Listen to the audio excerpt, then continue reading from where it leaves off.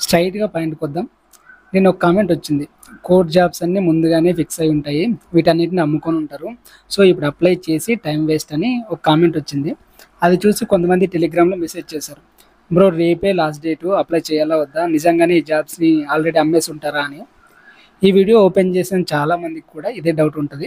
So, ఒకరిద్దరైతే వీడికి పని పాట లేదు. ఎప్పుడు నెగెటివ్ స్ప్రెడ్ చేస్తూ ఉంటాడని తిట్టడానికి ఓపెన్ చేసుంటారు. అలా తిట్టడానికి ఓపెన్ చేసిన వాళ్ళకి ఒకటే చెప్తా. నేనేం నెగెటివ్ స్ప్రెడ్ చేయట్లేదు. నాకు తెలిసింది చెప్తున్నా. లాస్ట్ వీడియోలో కూడా అట్లే పోస్టులు 1620 కాదు. వాటిని డిస్ట్రిక్ట్ వైడ్‌గా, కేటగిరీ వైస్‌గా డివైడ్ చేస్తే మీకు అవైలబిలిటీ ఉండే పోస్టులు 10 కంటే ఎక్కువ ఉండవు అని చెప్తే ఒకరిద్దరు బ్యాడ్ కామెంట్ పెట్టారనమాట. అంటే వీడికేం పని లేదు ఎప్పుడు నెగెటివ్ స్ప్రెడ్ చేస్తాడని. నాకు తెలియక అడుగుతా. అందులో నేనేమైనా అబద్ధం చెప్పానా? క్లియర్‌గా, క్లారిటీగా నోటిఫికేషన్ ఓపెన్ చేసి మరి చూపించాను గదా! నేను చెప్పాగా ఏ పోస్ట్‌కి ఎన్ని వేకెన్సీస్ ఉన్నాయని, ఎవరికి ఎన్ని అవైలబిలిటీ ఉన్నాయని. అంతెందుకు నా వరకు నేనే ఎన్ని పోస్ట్‌లకి ఎలిజిబుల్ అని కూడా చెప్పి చూపించాను గదా! నేను ఆ వీడియోలో చెప్పింది ఒకటే. పోస్టుల నంబరు 1620 జాబ్స్ ఉన్నాయని చూసి ముందు వెనక చూడకుండా అప్లై చేసి కోచింగ్‌లో జాయిన్ అయ్యి అమౌంట్ వేస్ట్ చేసుకోకండి. ముందు ఆ నోటిఫికేషన్‌ని క్లియర్‌గా చదవండి. అందులో మీ డిస్ట్రిక్ట్‌కి ఎన్ని పోస్టులున్నాయి, మీ కేటగిరీకి ఎన్ని పోస్టులున్నాయి, ఆ తర్వాత అందులో ఉమెన్‌కి ఎన్ని ఇచ్చారు, మిగిలిన వాటికి టైపింగ్ సర్టిఫికేట్ కావాలా, కంప్యూటర్ సర్టిఫికేట్ కావాలా అని చూసుకొని ఎగ్జామ్ ప్యాటర్న్ చూసి అప్పుడు కూడా మీకు ఈ జాబ్ నేను కొట్టగలను, నాకు కావాల్సింది ఒక్క జాబ్ నేను కొట్టేస్తాను నమ్మకం ఉంటేనే అప్లై చేయండి అని చెప్పా. దానికి పోయి నెగెటివ్ స్ప్రెడ్ చేస్తున్నాడు, వీడెప్పుడు ఇంతే, ఇదే పనే వీడికని నన్నంటే నేనేం చేస్తా చెప్పండి? అందులో ఏమైనా ఫేక్ ఇన్ఫర్మేషన్ ఇచ్చానా? లేదు కదా! మరి మీకెందుకంత మంట? నేనేదో యూట్యూబ్ ఛానల్ పెట్టుకొని, నేను చదువుకుంటూ తెలియని వాళ్ళకి చెప్తూ, నోట్స్ ప్రిపేర్ చేసుకొని, నాతో ఎంతో కొంత అమౌంట్‌కి నేను తీసుకుంటున్నాను. నోట్స్ అయితే అమ్ముతున్నా. నా మీద పడి ఏడిస్తే ఏమొస్తది? మీకు ఉన్నది చెప్పా అంతే. అండ్ సబ్జెక్ట్ గురించి చెప్పిన ఏ క్లాస్ కూడా నేను గ్రూప్ 2 నుంచి క్లాసెస్ చేస్తున్నా. గ్రూప్ 2 నుండి కూడా మొన్న క్లాస్ వరకు కూడా ఏ వీడియోకి 1,000 వ్యూస్ రాలేదు. ఎందుకంటే సబ్జెక్ట్ ఎవ్వరు చూడరు. ఇలాంటివి చెప్తే చూస్తారు. అలాంటప్పుడు నేను క్లాసెస్ ఫ్రీగా ఎందుకు చెప్పాలి? అలా కూడా కాకుండా నేను అందరూ చూడాలి, అఫోర్డ్ చేయలేని వాళ్ళు కూడా ఉంటారు. అందరికీ క్లాస్ అవైలబుల్‌గా పెట్టాలని టైమ్ టు టైమ్ అందరికీ అవైలబుల్‌గా పెట్టి తర్వాత ఛానల్ రీచ్ తగ్గకూడదు. ఎవరు చూడరు. సో, ఎవరు చూడకపోతే ఛానల్‌కి రీచ్ ఉండదని 40 మెంబర్స్‌కి మాత్రమే పెడుతున్నా. అలా అని అందరిని జాయిన్ అవ్వమని నేను చెప్పలేదు కదా! సో, జాయిన్ అయిన వాళ్ళకి నోట్స్ ప్రొవైడ్ చేస్తా అని చెప్పాను. నోట్స్ ప్రొవైడ్ చేస్తా కాబట్టే జాయిన్ అవ్వమని ఎవరికీ చెప్పలేదు. సర్లే ఆ సోదంతా ఎందుకు?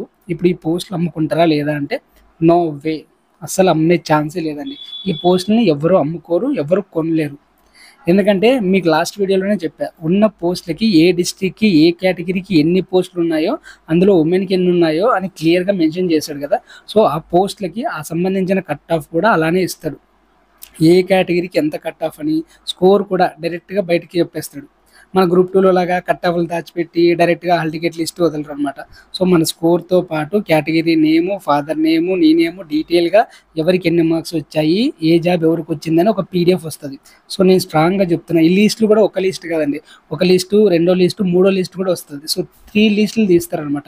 సో, ఫస్ట్ లిస్ట్‌లో ఎవరైనా జాయిన్ కాని వాళ్ళు దాన్ని మధ్యలో వదిలేసి ఎళ్ళిపోయినా కూడా నీకు సెకండ్ లిస్ట్, థర్డ్ లిస్ట్ కూడా తీస్తారు. సో, ఇవి ట్రాన్స్‌పరెంట్‌గానే జరుగుతాయి. చాలా ఫాస్ట్‌గా జరుగుతాయి.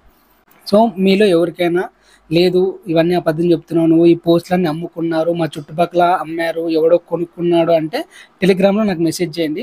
ఈ జాబ్స్ అమ్మేశారని ప్రూవ్ చేస్తే నేనే వచ్చి క్లియర్‌గా వీడియో చేసి పెడతా. సో, మీకు ప్రూఫ్ లేకుండా ఏది నమ్మకండి. వాళ్ళు వీళ్ళు చెప్పింది అస్సలు నమ్మకండి. ఈ జాబ్స్ అమ్మేశారనేది అపోహలు, అబద్ధం. సో, వీటిని ఎవరు అమ్మలేరు, ఎవరు కొనలేరు. సో, ఎవరికి ఎక్కువ మార్క్స్ వస్తే వాళ్ళకొస్తారు. కాకపోతే నెగెటివ్ లేవు కాబట్టి ఒక లాటరీ లాగా ఉంటదంతే. అంటే లాటరీ అని కూడా చెప్పను. అంతో ఇంతో సబ్జెక్ట్ లేకపోతే డైరెక్ట్‌గా ఎళ్లి రాసినా కూడా ఎవరికీ రాదు. అలా అని పోస్టులు ఎక్కువున్నాయి, నాకు జాబ్ ఖచ్చితంగా వస్తదని ఓవర్ కాన్ఫిడెన్స్ కూడా వద్దు. విచక్షణ, వివేకం ఈ 2 ఉండి ఆలోచించి ఫస్ట్ నోటిఫికేషన్‌ని క్లియర్‌గా, క్లారిటీగా చదవండి. మీకు నోటిఫికేషన్‌లో మీకెన్ని పోస్టులు ఎలిజిబిలిటీ ఉంది చూసుకోండి. ఎగ్జామ్ ప్యాటర్న్ చూడండి. అన్నీ చూసాక మీకు కాన్ఫిడెన్స్ ఉంటేనే అప్లై చేయండి. లేదంటే వేరే వర్క్ ఏదైనా చూసుకోండి. నేను కూడా ఇవాళే అప్లై చేశా. ఓన్లీ జూనియర్ అసిస్టెంట్‌కి అప్లై చేశా. మా డిస్ట్రిక్ట్‌కి ఓసీ కింద ఓన్లీ 4 జాబ్స్ ఉన్నాయి అంతే. ఆ 4లోనైనా ఒక్కటైనా వస్తదనే నమ్మకంతో అప్లై చేస్తున్నా. ఇందులో నెగెటివ్ లేవు కాబట్టి లక్ అన్న వాడికి లాటరీ తీసినట్టే ఉంటదనమాట. అంటే ఈజీగా కూడా కొన్నిసార్లు జాబ్ రావచ్చు. అసలు చదవని వాడికి కూడా జాబ్ రావచ్చు. ఎందుకంటే 80 క్వెషన్స్‌కి ఎవరికి ఎక్కువ మార్క్స్ వస్తే వాళ్ళకి. ఒకటే ఎగ్జామ్. మళ్ళా తర్వాత మెయిన్స్ అని తర్వాత ఏం లేవనమాట. సో, స్కిల్ టెస్ట్ ఉంటది. టైపింగ్ వాళ్ళకి స్కిల్ టెస్ట్ ఉంటది. మిగతా వాళ్ళకి ఇప్పుడు నేను అప్లై చేసిన జూనియర్ అసిస్టెంట్‌కి ఓన్లీ 80 మార్కులకో ఎగ్జామ్ ఉంటది. ఎగ్జామ్ క్వాలిఫై అయితే నీకు జాబ్. సో ఎవరికి ఎక్కువ మార్క్స్ వస్తే జాబ్. 4 జాబుల్లోనే కర్నూలు డిస్టిక్లో ఎవరికి ఎక్కువ మార్కులు వస్తే వాళ్ళకి జాబ్, అంతే. జాబ్స్ విషయానికైతే కొంచెం తక్కువగానే ఉంటాయి పోస్టులు. ఓన్లీ ఒక పర్సన్ వైజ్ చూసుకుంటే, మనం డిస్టిక్, మన కేటగిరీ అన్నీ చూసుకుంటే పర్సన్ వైజ్గా ఒక 5 to 10 జాబ్స్ మాత్రమే అవైలబుల్గా ఉంటాయి. ఒకవేళ మీకు టైపింగ్ సర్టిఫికేట్ కానీ అది కూడా హయ్యర్ హ్యాండే ప్రిఫర్ చేస్తున్నారు, లోయర్ హ్యాండ్ ఉన్నా కూడా సరిపోతుంది. ఒకవేళ హయ్యర్ హ్యాండ్ టైపింగ్ సర్టిఫికేట్ ఉంటే ఒక 5 to 6 పోస్టులు ఎక్కువ ఉంటాయి తప్ప మీకు పోస్టులు అయితే తక్కువగానే ఉంటాయి. దాంతోపాటు ఆఫీస్ సబార్డినేట్, అది కూడా ఇంటర్ ఫెయిల్ అయిన వాళ్ళు మాత్రమే ఎలిజిబుల్, ఇంటర్ పాస్ అయితే ఎలిజిబుల్ కాదు. ఆ పోస్టులు అయితే ఎక్కువ ఉన్నాయి. మిగతా పోస్టులు నార్మల్గా డిగ్రీ స్టూడెంట్కి కానీ ఇంటర్ పాస్ అయిన వాళ్ళకి కూడా చాలా తక్కువ పోస్టులు ఉన్నాయి. ఇంత 4-5 పోస్టులు మేము కొట్టగలను అంటేనే అప్లై చేయండి. ఇది లాస్ట్ వీడియోలోనే క్లారిటీగా చెప్పా, మళ్ళీ కూడా ఇంకోసారి చెప్తున్నా. అండ్ ఒక్కో పోస్ట్కి అప్లై చేయడానికి 800. సో ఒక డిస్టిక్కి అప్లై చేయడానికి 800. ఒక పోస్ట్కి వేరే డిస్టిక్కి ఇంకో డిస్టిక్కి కూడా అప్లై చేసుకోవచ్చు. ఎన్ని డిస్టిక్ అయినా అప్లై చేయొచ్చు. ఈచ్ డిస్టిక్కి 800 పే చేయాల్సి వస్తుంది. ఈచ్ పోస్ట్కి 800 పే చేయాల్సి వస్తుంది. సో ఇలా ఎన్నిటికైనా పోస్ట్ చేసుకోవచ్చు. కాకపోతే మనం వేరే డిస్టిక్లోనే నాన్ లోకల్ కింద వస్తాము.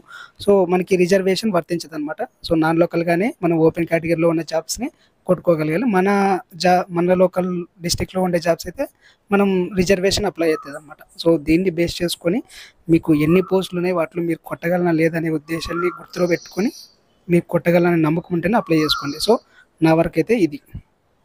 సో పోతే 800 పోతాయి, వస్తే ఒక గవర్నమెంట్ జాబ్ వస్తుంది అంతే అనుకొని అప్లై చేస్తా. నేను ఎన్టీపీసీ, ఎస్ఎస్సి, సీజీఎల్కి ప్రిపేర్ అవుతున్నా. ఆల్మోస్ట్ సేమ్ సిలబస్ ఉంటుంది కాబట్టి ఒక ట్రయల్ వేద్దామనే ఉద్దేశంతో అప్లై చేస్తున్నా. సో నేను నోట్స్ ప్రిపేర్ చేసేది కూడా ఓన్లీ కోర్ట్ జాబ్స్కి మాత్రమే సరిపోయేలా కాకుండా నేను ఎన్టీపీసీకి కానీ తర్వాత సీజీఎల్కి కూడా యూజ్ అయ్యేలాగే ప్రిపేర్ చేస్తున్నా. ఇప్పుడు ఇంకా టైం తక్కువ ఉందని కొంచెం స్పీడ్గా చెప్తున్నా, కానీ వాటిని ఎన్టీపీసీ ఎగ్జామ్ అయిపోయిన వెంటనే నేను డీటెయిల్ క్లాసులు కూడా స్టార్ట్ చేస్తాను అండి. సో నేను ఎవరిని జాయిన్ అవ్వాలని కోరుకొని జాయిన్ కూడా అవ్వకండి. మీరు ఓపెన్గా మీ సోర్సెస్ మీరు వెతుక్కోండి. నేను ఓపెన్ సోర్సెస్ కూడా చెప్తున్నా కదా, ఏవి ఎక్కడ దొరుకుతాయి, ఏ బుక్ చదవాలని కూడా చెప్తున్నా కదా. ఏమైనా డౌట్ ఉన్నా కూడా మీకు టెలిగ్రామ్లో కూడా నేను క్లారిటీ చేస్తున్నా కదా. నా దాంట్లో జాయిన్ అవ్వండి అని నేను ఎవరిని అడగను. సో నా కంటెంట్ నచ్చితే అది కావాలి అనుకుంటా, నన్ను సపోర్ట్ చేయాలనుకుంటే మాత్రమే జాయిన్ అవ్వండి అని చెప్పాను. సో ఇప్పుడు ఒక క్లారిటీ వచ్చింది అనుకుంటా. మన టెలిగ్రామ్ పబ్లిక్ గ్రూప్లో అన్ని notifications, previous years question papers కూడా అప్లోడ్ చేస్తా.